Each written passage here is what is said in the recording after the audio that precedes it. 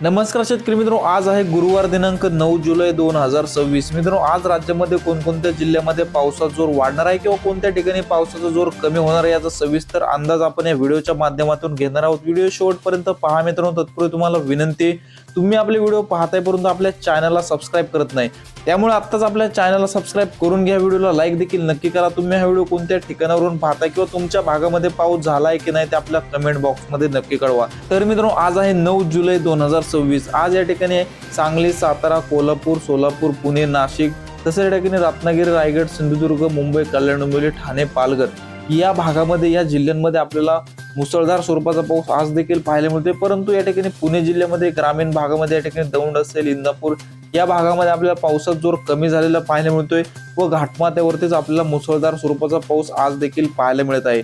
मित्रांनो, या ठिकाणी मराठवाड्यामध्ये देखील पावसाचा जोर पूर्णपणे कमी झालेला आहे। बीड, लातूर, धाराशिव, छत्रपती संभाजीनगर, नांदेड, परभणी, हिंगोली, जालना या जिल्ह्यामध्ये मित्रांनो आपल्याला हवामान तर ढगाळ पाहायला मिळते, परंतु पावसाची शक्यता आपल्याला पाहायला मिळत नाही। मित्रांनो, स्थानिक वातावरण तयार होऊन हलक्या स्वरूपाचा पाऊस होऊ शकतो, परंतु मराठवाड्याच्या 8 जिल्ह्यामध्ये मित्रांनो पूर्णपणे पावसाचा जोर हा कमी झालेला आहे। तसेच या ठिकाणी विदर्भामध्ये मित्रांनो नागपूर, भंडारा, गोंदिया या जिल्ह्यामध्ये आपला हलक्या मध्यम स्वरूपाचा पाऊस पाहायला मिळतोय। उर्वरित या ठिकाणी अमरावती असेल, यवतमाळ, वाशिम, बुलढाणा, अकोला, वर्धा या संपूर्ण विदर्भातील जिल्ह्यांमध्ये मित्रांनो पावसाचा जोर हा कमी झालेला आहे। हवामान ढगाळ पाहायला मिळते, परंतु पाऊस आपल्याला या ठिकाणी पाहायला मिळत नाही। तसेच नंदुरबार असेल, धुळे असेल, जळगाव असेल या जिल्ह्यामध्ये देखील हवामान ढगाळ आहे, परंतु पावसाची शक्यता आपल्याला जास्त काही पाहायला मिळत नाही। मित्रांनो, आज 9 जुलै 2026 चा एकंदरीत विचार जर केला तर या ठिकाणी पश्चिम महाराष्ट्रामध्ये सांगली, सातारा, कोल्हापूर, पुणे या जिल्ह्यामध्येच आपल्या हलक्या मध्यम स्वरूपाचा पाऊस पाहायला मिळतोय।